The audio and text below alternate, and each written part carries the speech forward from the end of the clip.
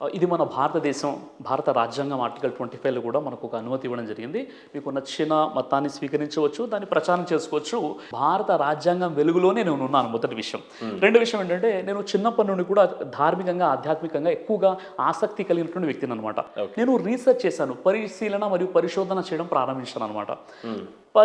పరిశీలన చేసినప్పుడు నాకు కొన్ని విషయాలు ముందుకు వచ్చాయి. అదేంటంటే, నేను ఎందుకు ఇస్లాం ధర్మాన్ని స్వీకరించాను అన్న విషయాన్ని తెలుసుకోవడానికి నేను ఈ విషయాన్ని నా సాక్ష్యం చెప్తున్నానండి. ఆ సాక్ష్యం ఏంటంటే, ముందుగా వేదాల ప్రకారంగా దేవుడు ఒక్కడని అనేక ఆధారాలు ఉన్నాయి.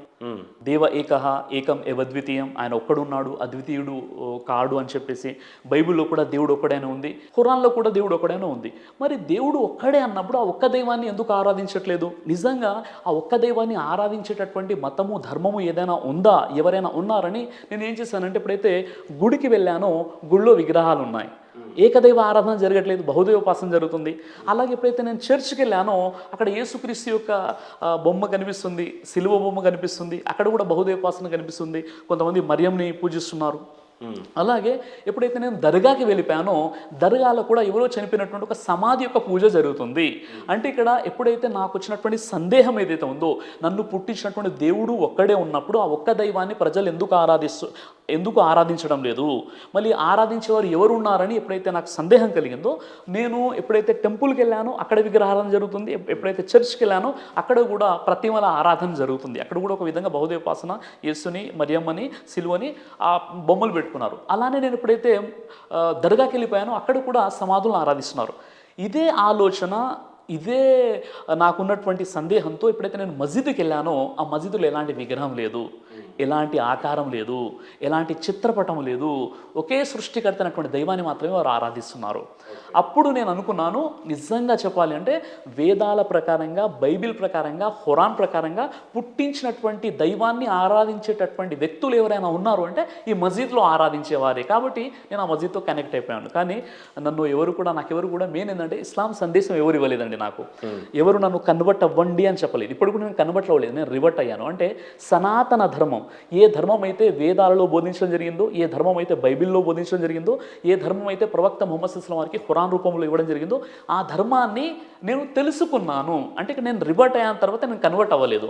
మరో విషయం ఏంటంటే, ముస్లిం చాలామంది ఫ్రెండ్స్ ఉన్నారు, కానీ ఏ ముస్లిం నాకు ఇస్లాం గురించి చెప్పలేదు, ఏ మస్జిద్ వాళ్ళు కూడా నాకు ఇస్లాం గురించి చెప్పలేదు, ఎవరు కూడా నన్ను కన్వర్ట్ అవ్వండి అని చెప్పలేదు. స్వచ్ఛందంగా నాలో వచ్చినటువంటి కొన్ని ప్రశ్నలకు జవాబుగా నేను ఇస్లాం ధర్మానికి ఆకర్షిత అవ్వడం జరిగిందనమాట. సో ప్రధానంగా చెప్పడానికి సాక్ష్యం ఏముంది అని అంటే, మీ దగ్గర వేదాలలో చెప్పినటువంటి దేవుడు ఒక్కడే ఉన్నాడని చెప్పాడు, బైబిల్లో కూడా అదే చెప్పారు, ఖురాన్లో అదే చెప్పారు. కాకపోతే అక్కడ విగ్రహారాధన జరుగుతుంది, ఇక్కడ ఫోటోలు, సిలువలు ఉన్నాయి, ఇక్కడ దేవుడు అనేవాడు నాకు కనిపించలేదు మసీద్లో. కరెక్ట్గా ఏ రకంగా అయితే నేను అనుకున్నానో దేవుడిని అదే రకంగా ఆరాధన జరుగుతుంది, కాబట్టి నేను మతం మారాను అని అంటున్నారు. అంతేగాని లేఖనాలలో కానీ ఏదైనా అధ్యయనాల్లో కానీ ఎక్కడైనా మిమ్మల్ని బాగా అట్రాక్ట్ చేసి మీ సాక్ష్యాన్ని చాలా ప్రాపర్గా లాంచ్ చేయాలి అని అంటే మీరేం చెప్తారు? సరే, ఇప్పుడు నేను మళ్ళీ అదే చెప్తున్నాను. నేను ఇక్కడ మత మార్పిడి చేసుకోలేదు. నేను సనాతన ధర్మంలోనే ఉన్నాను. ఏ ధర్మం అయితే వేదాల ప్రకారంగా, ఏ ధర్మం అయితే బైబిల్ ప్రకారంగా, ఏ ధర్మం అయితే ఖురాన్ ప్రకారంగా, అంటే ఏ దేవుడైతే ఆది నుండి కూడా ప్రవక్తలకు ఇస్తున్నటువంటి ధర్మం ఉందో ఆ ధర్మాన్ని నేను తెలుసుకున్నాను. అంటే నేను రివర్ట్ అయ్యాను తప్ప నేను కన్వర్ట్ అవ్వలేదు. సో మీ సాక్ష్యం కేవలం విగ్రహారాలను చూశాను, ఇక్కడ చూడలేదు అనేదే సాక్ష్యమా? కరెక్ట్గా ఏమైనా మర్చిపోతున్నారా? ఒకసారి క్రాస్ చెక్ చేసుకోండి. సరే, ఇప్పుడు ఇస్లాం ధర్మాన్ని మీరు ఎందుకు యాక్సెప్ట్ చేస్తారంటే 1,00,000 కారణాలు ఉండవచ్చు. అందులో ప్రధానమైనటువంటి ఒక కారణం చెప్పాను. ఇస్లాం ధర్మంలో ముఖ్యంగా నేను ప్రారంభంలో నేను చూసిన విషయం ఏంటంటే, ఇక్కడ ఇస్లాం ధర్మంలో రాజు అయినా, రైతు అయినా, ధనవంతుడైనా, పేదవాడైనా ఒకే వరుసలో నిలబడి నమాజ్ చదువుతాడు. ఎలాంటి తారతమ్యాలు ఉండవు. అదేవిధంగా ఒకే కంచంలో అందరూ కూర్చొని భోజనం చేస్తారు. మస్జిద్లో నమాజ్ చదివేటప్పుడు అందరూ కూడా భుజానికి భుజం, పాదానికి పాదం కలిపి మస్జిద్లో నిలబడి నమాజ్ చదువుకుంటారు. అక్కడ కూడా ఎలాంటి వ్యత్యాసం అనేది మీకు కనబడదు. ఎలాంటి కులాలు, ఎలాంటి అక్కడ తారతమ్యాలు, విభేదాలు, భేదాలు అనేవి ఇస్లాంలో ఎక్కడ కూడా కనిపించవు అనమాట. అందరూ మానవులంతా సమానమే. తర్వాత నమాజ్ చేసేటువంటి విధానం ఏదైతే ఉందో చాలా అద్భుతమైనటువంటి విధానం. మనల్ని పుట్టించినటువంటి దైవాన్ని రోజుకు 5 పూటల ఆరాధించేటటువంటి విధానం, ఇవన్నీ కూడా చాలా అద్భుతమైనటువంటి విధానాలు ఇక్కడ మనకు ఇస్లాం ధర్మంలో కనిపిస్తున్నాయి. శ్రీరామరాజు అని మీ ఒరిజినల్ పేరు, ఇప్పుడు సిరాజ్గా మారారు అని అనుకుందాం. మీ అమ్మ నాన్నల పేరు ఏంటప్పుడు? సార్, మా నాన్న పేరు శ్రీరామాంజనేయులు, మా అమ్మ పేరు చంద్రకళ. వాళ్ళు ఇప్పుడు కూడా వాళ్ళు ఫాలో అవుతున్నారు. నేను తెలుసుకున్నటువంటి ధర్మాన్ని నేను ఫాలో అవుతున్నాను. కాబట్టి ఇప్పుడు నా ఫ్రెండ్స్ ఎవరైతే ఉన్నారో, మా మదర్ ఎవరైతే ఉన్నారో అందరు కూడా నన్ను రాజు అని పిలుస్తారు. నేను పలుకుతాను. సరే, బాహ్య ప్రపంచానికి ఏమున్నా మీ ప్రొఫెషనల్ ప్రపంచానికి వచ్చేసరికి మీకంటూ కొన్ని ఐడి ప్రూఫ్లు కేటాయించబడతాయి. సో మీరు ఏ మతాన్ని సూచిస్తూ మీ సర్టిఫికెట్స్ని తయారు చేసుకున్నారు? ధర్మం. ఇస్లాంలో మీ పేరు సిరాజ్ ఉంటే మరి అమ్మ నాన్నల పేరు అదే ఉంచారా, మార్చారా? అదే పేర్లు ఉన్నాయండి. ఖచ్చితంగా యాక్సెప్ట్ చేస్తారా అలా ఎక్కడైనా? ఎక్కడ ఆపలేదా ఏదైనా వీసా దగ్గర, ఫ్లైట్ టికెట్స్ దగ్గర అలా మీకు పేర్లు అలాంటి ప్రాబ్లం ఏం లేదు. ఓకే, అవే పేర్లు ఉన్నాయి. సో ఇప్పటికీ వాళ్ళు అదే ఉన్నారు కాబట్టి మీరు ఎప్పుడేమో ఇస్లాంని స్వీకరించారు. కాసేపు అంతే అనుకుందాం, మీరు సనాతన ధర్మం అనండి, నేను ఇస్లామీ అని అంటాను. సో ఇప్పుడు అమ్మ నాన్నలు అనేది హిందూగానే ఉన్నారు ఇంకా స్టిల్. సో వాళ్ళు నరకానికి వెళ్తారు కదండి మరి. వాళ్ళు ఏకదైవ ఆరాధన అంటే ఇప్పుడు మా మదర్ అయినా ఫాదర్ అయినా ఏకదైవ ఆరాధన, పుట్టించినటువంటి దైవాన్ని వాళ్ళు ఆరాధిస్తున్నారు. ఏకదైవ ఆరాధన చేస్తున్నారు వాళ్ళు. అంటే ఇంకా మీ అమ్మ నాన్నలు మీ దృష్టిలో విగ్రహారాధన చేస్తున్నారు, కానీ మీ దృష్టిలో వాళ్ళు ఖచ్చితంగా నరకానికి వెళ్తారు అని తెలిసి కూడా మీరు ఏ రకంగా మనోవేదన ఉంటుంది కదా, కంపల్సరీ నా తల్లిదండ్రులు పోతారు. ఇక్కడ మహమ్మద్ ప్రవక్త పీస్ ఆఫ్ ఆన్ హిమ్, ఈయనని నమ్మకపోతే ఖచ్చితంగా నరకానికి వెళ్తారు అనేది రాస్తుంది ఖురాన్లో. ఈయన ద్వారానే ఉంటుంది అనేది కూడా కొన్నిసార్లు ఉంటుంది ఖురాన్లో. మొహమ్మద్ ప్రవక్త వారిని నమ్మితేనే స్వర్గానికి వెళ్తారు, లేదంటే నరకానికి వెళ్తారు అంటే ఖురాన్లో ఎక్కడ ఉంది? నేను ఇంకోసారి రిపీట్ చేస్తున్నా, ఖురాన్లో మహమ్మద్ ప్రవక్తని ఈయనని తెలుసుకొని ఈయన ద్వారా స్వర్గానికి గేట్ దగ్గర అనుమతి ఉంటుంది, ఉండదు? అది కూడా లేదు.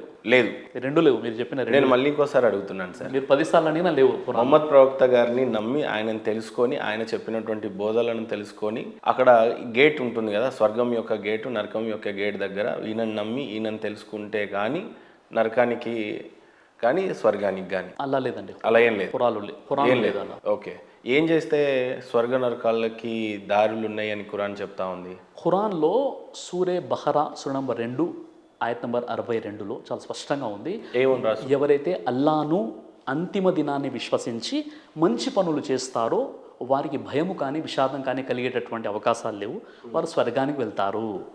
చాలా స్పష్టంగా ఉంది. అంటే అల్లా అన్నది అరబీ పదం అండి.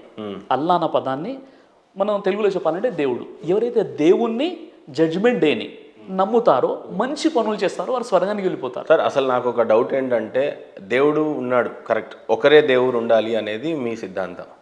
ఆ దేవుడి పేరు ఏంటి సార్? దేవుడు పేరు ఏంటంటే అరబ్బీలో అల్లా అంటారండి. ఓకే, ఇప్పుడు ఉదాహరణకి నేను అంటున్నాను, మీరు అన్నారు దేవుణ్ణి నమ్ముకోండి అని మిమ్మల్ని అన్నాను అనుకోండి, మీరు ఏమంటారు? వెంటనే ఏమంటారు? దేవుని నమ్ముకోండి అంటే ఏమంటారు? ఏ దేవుడిని నమ్ముకోవాలి అని అంటారు. దేవుడు అన్న పదమే సరైనదైతే ఏ దేవుడు అన్న ఆలోచన మీకు ఎందుకు వస్తుంది? అవునా కదా? దేవుడు అంటే గాడ్, గాడ్స్, గాడెస్, అవునా కదండి?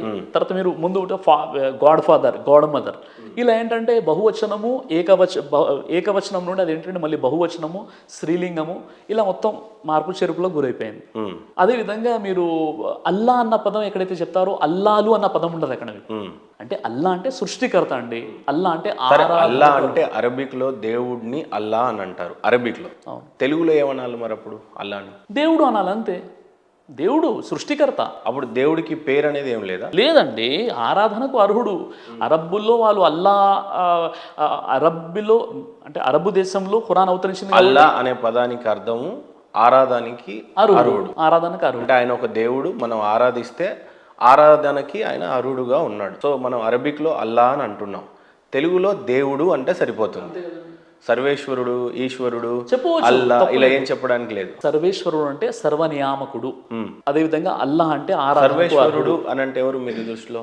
సర్వానికి ఈశ్వరుడు అనేది నా ఉద్దేశం. అవునండి. మీ ఉద్దేశంలో ఏంటి సర్వేశ్వరుడు? అంతే అనమాట, మీరు చెప్పిన విషయమే. సర్వేశ్వరుడు అంటే సమస్త నియామకుడు, ఈశ్వర్ అంటే నియామకుడు, సమస్త నియామకుడు. అల్ బారి అంటారు అరబీలో, సమస్త నియామకుడు. ఇప్పుడు దైవానికి ఖురాన్ ప్రకారంగా 99 పేర్లు ఉన్నాయి. ఇప్పుడు హిందూ మతంలో కూడా చాలా పేర్లు ఉన్నాయి దైవానికి సంబంధించి, అందులో ఒక పేరు అనమాట. కాబట్టి మనం ఓవరాల్గా మనం ఇక్కడ తెలుసుకోవాల్సిన విషయం ఏంటంటే, ఇక్కడ అల్లా అనగానే మీరు అపోహ గురైపోతున్నారు. అల్లా అంటే అరబ్బుల దేవుడు, అల్లా అంటే ముస్లింల దేవుడు. నేను చెప్పే విషయం ఏంటంటే అల్లా అంటే మనందరికీ. మరి మీరెందుకు ఇండియాలో ఉన్నప్పుడు దేవుడు అని పలకకుండా ప్రతిసారి అల్లా అని పలుకుతున్నారు? అరబిక్ వాళ్ళు అరబిక్ లో అల్లా అని పలుకుతున్నప్పుడు చాలా అందంగా ఉంది కదా. మీరు తెలుగులో చెప్తున్నప్పుడు దేవుడిని నమ్మండి అనాలి కానీ అల్లాని నమ్మండి అని ఎందుకు అంటున్నారు? అరబిక్ నే ఎందుకు పలుకుతున్నారు? ప్రవచనాలు మొత్తం తెలుగులో చెప్తూ చివరికి దేవుడి పేరుకి రాగానే అల్లా అని ఎందుకు చెప్తున్నారు? దేవుడే అనొచ్చు కదా, ఈశ్వరుడే అనొచ్చు కదా. ఇప్పుడు మీరు ఈశ్వరు ఈశ్వరుడిని నమ్మండి అని మీరు అనొచ్చు కదా, అదే అనాలి. ఇదే ప్రవచించాలి కదా. కరెక్ట్ చెప్పారు మీరు. ఇక్కడ ముస్లిం ధార్మిక పండితులు, ముస్లిం ఉలమాలు, ముస్లిం స్పీకర్ చేసే పెద్ద పొరపాటు ఏంటంటే, ఒకప్పుడు అలాంటి పొరపాట్లు మేము కూడా చేశాము. ఆ విషయం ఏంటంటే, అల్లా అనేటటువంటి పదం ఎక్కడైతే వచ్చిందో అక్కడ దేవుడు, ఆరాధనకు అర్హుడు అని చెప్పాలి. అదే సంస్కృతంలో ట్రాన్స్లేషన్ చేస్తే మనకు సర్వేశ్వరుడు, సమస్త నియామకుడు అయిపోతాడు. కాబట్టి ఇక్కడ భాషాపరమైన వ్యత్యాసంతోనే మీ దేవుడు మా దేవుడు వేరు వేరే అనే ఆలోచనలు వస్తున్నాయి. కాబట్టి ఈ భాషాపరమైన వ్యత్యాసాన్ని మనం దూరం చేయాలి. ఓకే, దూరం చేసి అల్లా అంటే దేవుడు అంతే. అంటే ఇప్పుడు మీరు ఏదైతే డయాస్ మీద చెప్తున్నారో నిజ దేవుడు అల్లాని నమ్మండి అని అనకుండా నిజ దేవుడు ఈశ్వరుడే ఆయనని నమ్మండి అనే ప్రవచిస్తారా? ఖచ్చితంగా ఖచ్చితంగా ఖచ్చితంగా చెప్తాను. ఎంత నియమాలతో ఉంటారు ఈ పదం మీద? అయ్యో, అసలు నేను అదే అంటున్నాను కదండి. ఇప్పుడు నేను చాలా చిన్న వయసు నుండే ఈ ధార్మికతలో, ఆధ్యాత్మికతలో నేను ఉన్నాను. నేను ప్రతిరోజు కూడా నేను ఒక స్టూడెంట్నే అనమాట, ఒక విద్యార్థిని. ఎందుకంటే ప్రతిరోజు చదువుకుంటున్నాను, ప్రతిరోజు నేర్చుకుంటున్నాను, గురువుల ద్వారా వింటున్నాను, ప్రసంగాలు వింటున్నాను, స్వతహాగా నేను అన్ని గ్రంథాలు చదువుతున్నాను, రోజు నేను అప్డేట్ అవుతున్నాను. ఒకప్పుడు చెప్పాను నేను అల్లాయే అనాలని. అని వాస్తవంగా చెప్పాలంటే అల్లా అంటే ఎవరండి? దేవుడు. అక్కడ అరబీ భాష తెలుగులో ట్రాన్స్లేట్ చేస్తే సృష్టికర్త, ఆరాధనకు అర్హుడు, సర్వేశ్వరుడు. మరి ఆ సర్వేశ్వరునే నమ్మండి అంటున్నా నేను. సర్వేశ్వరుడు అంటే మాకు క్లియర్ గానే ఉంటుంది కదా, మేమంతా నమ్మేది సర్వేశ్వరుడిని అని మేము ఫీల్ అవుతున్నాం, మీరంతా నమ్మేది అల్లా అని, వాళ్ళు నమ్మేది యెహోవా, యేసుని అని చెప్పి. ఈ కన్ఫ్యూజన్ కి మీరేం చెప్తారు? ఇప్పుడు ఇన్ని రోజులు జరిగినటువంటి పెద్ద కన్ఫ్యూజన్, ఇన్ని రోజులు జరిగినటువంటి పెద్ద పొరపాటు ఏంటంటే, మీరేమంటున్నారంటే సార్ నేను మంచినీళ్ళు తాగుతాను కానీ పానీ తాగని అంటున్నారు. నేనేమన్నానంటే సార్ నాకు మంచినీళ్ళు వద్దండి, నాకు పానీ కావాలంటున్నాం. మనం ఇద్దరం ఏంటంటే అసలు మంచినీళ్ళు అంటే ఏంటి, పానీ అంటే ఏంటి అని పక్క పక్కన పెట్టుకుంటే రెండు ఒకటే అనే విషయం తెలిసింది. అప్పుడు మనం డిసైడ్ అయిపోయాము, ఇక నేను పానీ మంచినీళ్ళు అన్న భేదాన్ని పక్కన పెట్టేసి అదేంటో దాన్ని చూద్దాం అనుకున్నాం. అదే విషయం ఇప్పుడు క్లారిటీగా వచ్చేసింది. రైట్. శివరామరాజుగా ఉన్నటువంటి మీరు సిరాజ్గా మారిన తర్వాత, ఇప్పుడు సిరాజ్గా ఉన్న తర్వాత మత మార్పిడులు ఎన్ని చేశారు మీరు? ఎంతమందిని ఇస్లామిక్ లోకి మీరు మార్చారు? ఎంతమంది హిందూ సోదరులని ఇస్లామిక్ గా మార్చారు? మీరు ఎలాగో మారిపోయారు, చాలా మందిని మారుస్తున్నారు. డైలీ ఇదే మీ దినదిన ఇన్కమ్ సోర్సెస్ అయిపోయింది, అండ్ లేకపోతే మీ దినచర్యనే ఇది అయిపోయింది. ఇప్పటికీ మీరు ఎంతమందిని మతం మార్చారు? ఇది మీరు చెప్తున్నారా, పబ్లిక్ చెప్తున్నారా? ఇది వినడానికి కొంత కాంప్లికేటెడ్గా ఉండొచ్చు, కానీ బట్ మీరు మతం మారుస్తున్నారా, మార్చట్లేదా? సూటిగా చెప్పండి. నేను ఒక క్వశ్చన్ అడుగుతున్నాను. ఈ సిగ్నేచర్ స్టూడియో ద్వారా పాస్టర్లను, పండితులను అందరిని తీసుకొచ్చేసి మీరు గొడవలు పెడుతున్నారని ఎవరన్నా అంటే మీరు ఏమంటారు? దాని క్లారిఫికేషన్ ఇస్తారు. నేను క్లారిఫికేషన్ ఇస్తారు. ఏమని ఇస్తారు మీరు? లేదండి, ఒక అవగాహన కోసమే నేను ప్రోగ్రామ్స్ పెడుతున్నాను అంటారా? అవునండి, నా ఉద్దేశమే గొడవ పెట్టడం అంటారా? రైట్. నేనేంటే సత్యాన్వేషినిగా నేను చెప్పాలనుకుంటుంది నా ధర్మ ప్రచారణ నేను చేయాలి అని అనుకుంటున్నారు. నేను నమ్మింది నిజమేమో అనుకోనే నమ్ముతున్నా. నా పండితులు, మా తాతలు, ముత్తాతలు, ఇంకా ముత్తాతలకు పోతే రామాయణం లక్షల కాలం నాటిది. మన ధర్మం, మన సనాతన ధర్మం చాలా పాతది, దీన్నే నమ్మాలి అని చెప్పారు. కాబట్టి ఆ ధార్మికతలోనే, దాంట్లోనే ఇంకా పిహెచ్డి చేయలేదు. కాబట్టి నేను సత్యాన్వేషినిగా, ఈరోజు నా టైటిల్ సత్యాన్వేషినిగానే ఉంది. సో సత్యాన్ని తెలుసుకోవాలి, నిజదేవుడిని తెలుసుకోవాలి, నిజంలోనే ఉండాలి. ఈ గొడవలు అనేవి జరగకూడదు. మత మార్పిడుల వల్లనే అత్యధిక గొడవలు జరుగుతూ ఉన్నాయి. ఉదాహరణకి ఇప్పుడు బంగ్లాదేశ్లో జరుగుతున్న పరిస్థితులన్నీ ఇవే. సో సూటిగా మీరు చేస్తున్నది మత మార్పిడియే అనేది నేను అంటున్నాను. మీరేమంటారు? మీ మతంలో ఎవరి మతం వాళ్ళ ఇప్పుడు మీరున్నారు సార్, అల్లానే పూజించుకుంటే తప్పేం లేదు, యేసుప్రభుల వారినే నమ్మితే తప్పేం లేదు, వాళ్ళ బైబుల్ని వాళ్ళు చదువుకుంటే దాంట్లో స్వర్గ నరకాలు ఉన్నాయి, వాళ్ళకి వాళ్ళ దేవుడు ఉన్నారు, మాకు మా దేవుడు ఉన్నాడు, అల్లకి అల్ల దేవుడు ఉన్నాడు, ఆ దాంట్లో కూడా స్వర్గ నరకం ఉన్నాయి. కానీ మా దేవుడునే నమ్మండి, లేకపోతే మీరు నరకానికి వెళ్తారు అనేది బ్లాక్ మెయిల్ అంటున్నాను నేను. దీనివల్లనే మత కలహాలు జరుగుతున్నాయి అని అంటున్నాను. మత కలహాలు జరగొద్దు అని అంటే ఏ వర్గం, ఏ వర్ణం, ఏ జాతికి ఆ జాతి హ్యాపీగా ఉంటే మంచిది అనేది నా ఉద్దేశం అని అంటాను. అందుకని సూటిగా అడుగుతున్నాను, మీరు మత ప్రచారం చేస్తున్నారు, మత మార్పిడి చేస్తున్నారు సిరాజ్ గారు అనేది నా ప్రధానమైన ఆరోపణ. అంటే మీరు ఏం చెప్తారు? మహేందర్ గారు, ఏదైతే మీ ప్రశ్న మీరు అడిగారో, మీరు అడగడం మీ యొక్క హక్కు, చెప్పడం నా యొక్క బాధ్యత. విషయం ఏంటంటే, ఒకవేళ మత మార్పిడి అనేటటువంటి కాన్సెప్ట్ ఏదైతే ఉందో అది ఉన్నట్లయితే నేను శ్రీరామరాజు తర్వాత సిరాజు రహమాన్ అని నేనే 100 వీడియోస్ చేసేవాడిని. నేను ముందు చేశానంటే చేయలేదు, మొదటి విషయం. నేను ఒక అన్వేషణ చేసిన తర్వాత, అన్ని గ్రంథాల పరిశీలన మరియు పరిశోధన చేసిన తర్వాత, ఒకే ఒక సృష్టికర్త ఉన్నాడు, ఆ ఒక్క దైవాన్నే ఆరాధించాలన్న ఆలోచనతో నేను ఈ ధర్మాన్ని ఫాలో అవుతున్నాను. ఇది మొదటి విషయం. ఇది నా వ్యక్తిగతానికి సంబంధించిన విషయం, నేను ఫాలో అవుతున్నాను. ఇక మత మార్పిడి అన్న విషయానికి ఇస్లామే మనకు అనుమతించదు. ఖురాన్లో 2వ అధ్యాయం 256లో ఏముందంటే లా ఇక్రాహ ఫిద్దీన్, ధర్మం విషయంలో ఎలాంటి బలవంతం కానీ బలత్కారం కానీ ఏదీ లేదు అని ఉంది. ఇక్కడే ఉంటే నేను మీకు ఒక వచనం చెప్తాను, దాన్ని మీరు చదివి చెప్పండి, ఎందుకంటే నేను మీ అంత ఇది కాదు, దీని మీదనే అన్వేషణ కాబట్టి. ఇప్పుడు మీరు అడిగిన క్వశ్చన్ కంప్లీట్ అయిపోతే మళ్ళీ మీరు అడగవచ్చు. డన్. మళ్ళీ ఇది అక్కడికి కట్ అవుతుందేమో అని నా ఉద్దేశం సార్, అంతే, ఇంకేం లేదు. ఖురాన్ 3వ సూరా 19వ ఆయత్ ఒక్కసారి చదువుతారా సార్? ఎక్కడి నుంచైనా మీకు గుర్తుంటే మీరు డైరెక్ట్గా చదవండి. ఖురాన్ 3వ సూరా 19వ ఆయత్. అవునండి, సూరే ఆల్ ఇమ్రాన్ సూర నంబర్ 3 ఆయత్ నంబర్ 19లో అరబ్బీలో ఏముంటుందంటే ఇన్న దీన ఇందల్లాహిల్ ఇస్లాం. అక్కడ ట్రాన్స్లేషన్ ఏం చేశారంటే అల్లా దృష్టిలో అసలు ధర్మం ఇస్లాం మాత్రమే అని చేశారు.